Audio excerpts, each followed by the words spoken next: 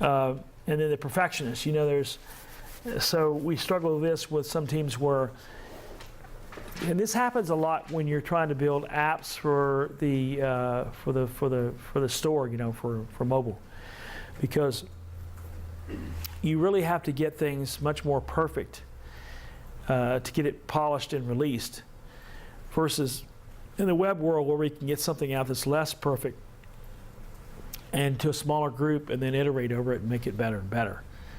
So they're kind of two different worlds. And we see this at PayPal with a team that does a really great job on the native designs and stuff, the new stuff that's coming out. But their working model is different. And I wouldn't really necessarily want to change their working model to be like our working model. But when the two teams have to work together, it sort of creates a really interesting, challenges, because we do work differently. One's a little much more design-centric, and ours is much more design and engineering and product kind of together centric. But also, here's one of the traps that happens. Designers will, it's pretty much anybody who's doing any kind of creative work, but designers will, and I've seen this happen over and over, where, and this is in Netflix especially, where we had designers who didn't want to share their work till they got it to some level of perfection. And I've seen it everywhere, really. You're iterating on it, and then you say, "Hey, can I check that? Oh, I'll have a better design for you next week." It's like, well, I don't really care about your design. I care about the concepts, right? And then what happens is if they show it to the wrong engineer, or the engineer in the wrong mindset, they go, "Oh, you can't do that," or blah blah blah. They'll have some negative thing to say about it, which then shuts down their creativity, and you don't feel like you're somebody who wants to collaborate. So we have something on our side to put in the equation. We need to be really careful when someone shows us ideas that we aren't the naysayer, that we aren't shutting them down, that we're actually saying, well, that's really interesting. Here's another way to think about this, because there may be performance issues. I don't know. Let's check that out. But you could also do blah, blah, blah. You sort of have some ideas, right? Or you just go off and think about it. So, if we come to them and say, no, no, no, they're not going to want to come to us, right? So this part of creating and being a good partner goes both ways, and we could either have a vicious cycle downward, to where we say no to them, they don't come to us, and then we get, it just creates this whole thing, or we start learning how to collaborate together, and they're free to just put a sketch on a whiteboard. They're not worried about it. They're not trying to impress you anymore. Those sort of things. And the weakest link, this is that identifying that person in the team who's not really a strong talent, and you got to do something about it. And this is where the Netflix culture, could be brutal, but it was also good that if somebody didn't work out in the company, we gave them a really nice severance package and said, you know what, you're not working on the team. Do you want to accept this severance package? Very generous. I never saw a case where they didn't. They sign it away, they're gone. There's no bunch of legal stuff. And did you have records? Did you, did you track, for 6 months? Did you put them on a performance improvement plan? Blah blah blah. You just gave them a severance package, and they were out the door. So we had a few folks come in that just had a really bad attitude. Just the wrong kind of, or they were just very weak. Like we had one QA person come in, and they could, if you gave them exactly what to QA, they would QA it. But they could never come up with anything that the engineer didn't already think of. So after 3 months, it's like, okay, well, we could keep this person on, and they're kind of just filling a body slot, or we give them a nice severance. I think probably gave them like a 3-month severance. They've been there 3 months, right? I mean, that's pretty generous.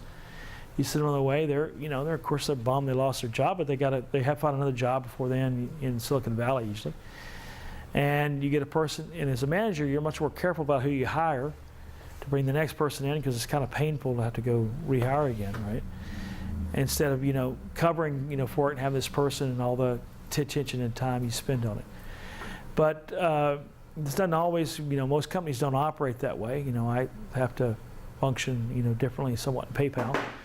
But what I'm trying to do is find people who are weakest links in the group and see if there's another group I can put them in with somebody really strong that we can mentor them. And if they can't be mentored, then we need to put them on some kind of a plan, to either improve or go out the company, right?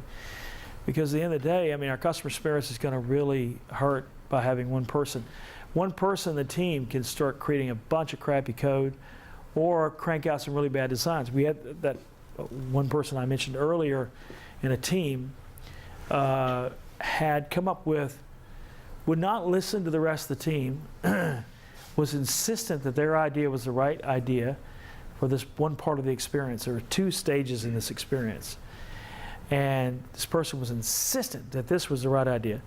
The other designer, who was really more of a visual designer, but had a good sense for interaction design too, had come up with a really cool, in collaboration with the 2 engineers on the team, come up with a really cool second step in this process. And this person on the first step of the process just argued and argued with the team. You guys don't listen to me, you know, I'm blah, blah, blah. And so designed this thing, first screen, second screen. Go to usability testing. Everybody literally could not understand the first screen, complained about it, you know, voraciously. Got to the second screen and goes, oh, I get it. Okay, yeah, this makes sense, blah, blah, blah. This person had the gall to say, see, you guys didn't listen to me. You know, if you'd listened to me, it had it completely upside down. He was like, you go, I don't even know how to talk to this person, right? So we had to pull that person off the team because they were creating horrible experiences to the customer. And if the person really had design skills, I know this person had them. If the person could have listened to other people, right? And we, you know, try to work through that, and we'd had conversations to that effect to change this behavior. And then, of course, just the idea of the wall. This is where I want you to go back to that diagram I had with the blue circles and the white walls. Every time you interact with somebody, ask yourself, are we collaborating or are we delivering? Now, it's okay to do some delivery. I'm not saying we don't do delivery. But just ask yourself that, start noticing that and figuring out where it makes sense to build more collaboration in versus allowing a wall to kind of come up and where it got some big process point. You know, you'll find this with QA a lot, right? We end up handing off to QA. When if QA was just in there, you know, working alongside of us and integrated with us, and maybe there were QA that wasn't so much black box, but more white box, much more, you know, maybe a test engineer, then we would get a lot more done. We'd probably even need less of the QA folks because we get more done with it. This happens a lot with geo-distributed teams, though, where you have to have handoff points, and there are walls there. Then you got to say, well, how do I punch holes through this wall, right? And think through that. And this is the last one, and this is the trickiest one. This is the tangled up technology. You know, if your technology stack is a piece of crap, then it's really hard to create lean experiences. But I've outlined to you, you know, earlier I showed you kind of the tangled up technology that PayPal has had, and I didn't even outline all of it. And I've told you how I've said, okay, well, I found ways to find a way to slice myself in at different areas or replace different technologies and get success as fast as possible and prove a point, and then use that as a forcing function and leverage to change other things. So that's what I want you to look at, is that look for that little strand that maybe you can pull to untangle it. And we do have a lot of power as front-end engineers because we bring design to life. And I like to say we bring great design to life quickly, you know, is my modification of it. So we control those bits and get to the customer's, you know, life. And so we can have a big influence on being a forcing function and change those things. It's a lot on our plate. It's a lot on our effort to do that, but it's a very rewarding place to be, you know, once we kind of get into that.